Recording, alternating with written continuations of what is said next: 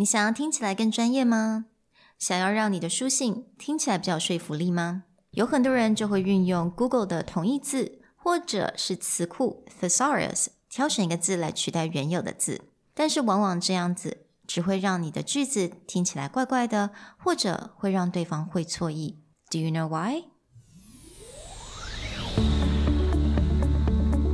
why?Hello， 欢迎来到商业英语 Career Plus 的 Podcast。在这边，我们利用多年国际职场与教学经验，带给大家最真实与贴切的职场英语知识。Hi, I'm Sherry, founder of Executive Plus. As a language trainer and certified coach, I've trained hundreds of managers from Fortune 500 companies such as Dior, Google, and Deloitte & Touche. And I'm Nick, Director of Communication Strategy at Presentality.I've helped startups raise millions of US dollars in funding and trained executives of publicly listed companies to present on the global stage. Merry Christmas, everyone. Merry Christmas. And welcome to Career Plus Podcast, episode 32. Because the holidays are coming and everyone's relaxing a bit more, we thought that we would do something a little more fun this week.And we're going to talk about the dangers of switching out words in a thesaurus, but we'll have a bit of a holiday festive style to that. That's right. 那因为今天就是我们的耶诞夜 Christmas Eve， 所以我想说带给大家比较轻松一点的 topic。那正好这个 topic 其实我相信每一个人应该都有点感触，也就是当你尤其是在书信的时候，你想要听起来比较专业，听起来感觉让就是不要一直每次都用平常用的字汇。通常很多人就会上 Google， 然后就看一下同义字啊，或者是至少找那 Thesaurus 去找一个类似的字，然后呢去取代。But you know, that's really dangerous and usually not recommended. Right. And so a very simple example of this comes from a TV show that we love to share, Friends. And in this episode, Joey, of course, attempting to sound more intelligent, writes a letter for Monica and Chandler to the adoption agency, talking about what wonderful parents they are. And in order to sound more intelligent, he uses the thesaurus on every single word. I don't understand. Some of the words a little too sophisticated for you. It doesn't make any sense. Well, of course it does. It's smart. I used a thesaurus. On every word? Yep. All right, what was this sentence originally? Oh, they are warm, nice people with big hearts. And that became, they are humid, prepossessing Homo sapiens with full-sized aortic pumps. Yeah. And hey, I really mean it, dude. 所以大家刚刚已经听到了，也就是Joey 嘛，他想要写一封 recommendation letter， 就是帮助 Monica 跟 Chandler 能够顺利的领养到小孩子。然后呢，他特别用了一句，就是他想要去形容 they are warm, nice people with big hearts. But using thesaurus, it becomes They are humid, prepossessing Homo sapiens with full-sized aortic pumps.Which is absolutely, it's just not understandable. Right. It doesn't make any sense. And, you're getting simple things like heart becomes the scientific aortic pump. Or people become Homo sapiens.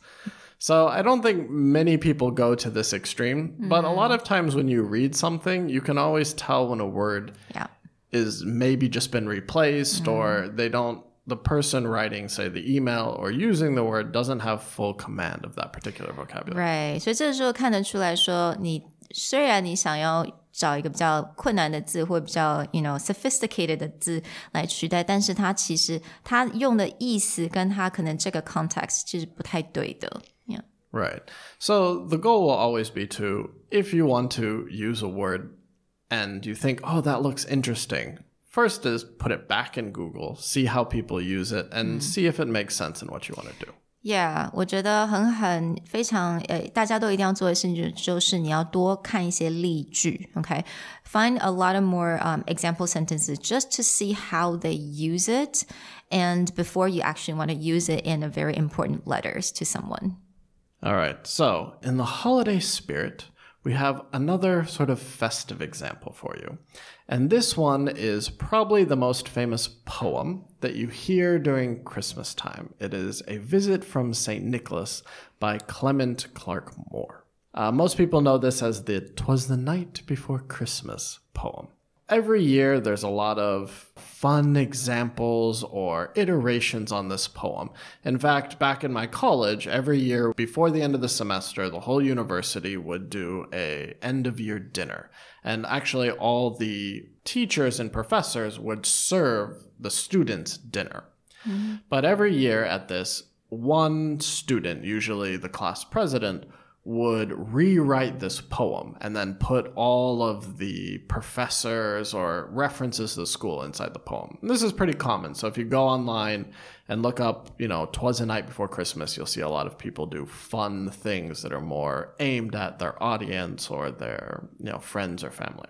But there's one example where someone took this quite simple poem as far as the vocabulary goes and tried to make it as GRE scientific as possible. And this is a great example that I love to use of what happens when you take basic words and then you just throw a thesaurus at it. Okay, so let me try the actual original poem because I can't read the scientific one at all. So, 'Twas the night before Christmas when all through the house not a creature was stirring, not even a mouse. The stockings were hung by the chimney with care, in hopes that St. Nicholas soon would be there. 4 lines, very simple. It just lays out, it's the night before Christmas. The house is very quiet. You don't hear any movement. And we have our, everyone has their Christmas stockings above the fireplace and waiting for Santa Claus. Pretty simple and going forward. So here's the fun, very complicated version that I like to show what happens to language. 'Twas the nocturnal segment of the diurnal period preceding the annual Yuletide celebration. And throughout our place of residence, kinetic activity was not in evidence among the possessors of this potential, including that species of domestic rodent known as musculus. Hosiery was meticulously spended from the forward edge of the wood-burning caloric apparatus, pursuant to our anticipatory pleasure regarding an imminent visitation from an eccentric philanthropist among whose folkloric appellations is found the honorific title of St. Nicholas. 我相信现在大家一定觉得 what? Huh? Yeah, exactly. So that first sentence, right? That everyone knows, 'twas the night before Christmas, becomes 'twas the nocturnal segment of the diurnal period preceding the annual Yuletide celebration. Now, there's a ton of things in here. Nocturnal and diurnal are very scientific terms. And the only time you'll ever see them is in reference to like... Animals. Yeah, animals, right? Like the owl. 夜间动物 nocturnal. Yeah. It's like the owl is a nocturnal species. Yes. And this is the only time that you will see this. And then, the diurnal period, the daytime. I see. What I love is the hosiery was meticulously suspended. Yes, the stockings were hung by the chimney with care. The hosiery. Now, hosiery you'll actually see usually in the store itself. They'll label the aisle like hosiery, right? 所有的跟袜子相关的都叫 hosiery, right? Yeah. So, and meticulously is another great word to be very like detail-oriented, very careful. So there's some great words in here, but you can see where it can get out of hand. Right, yeah.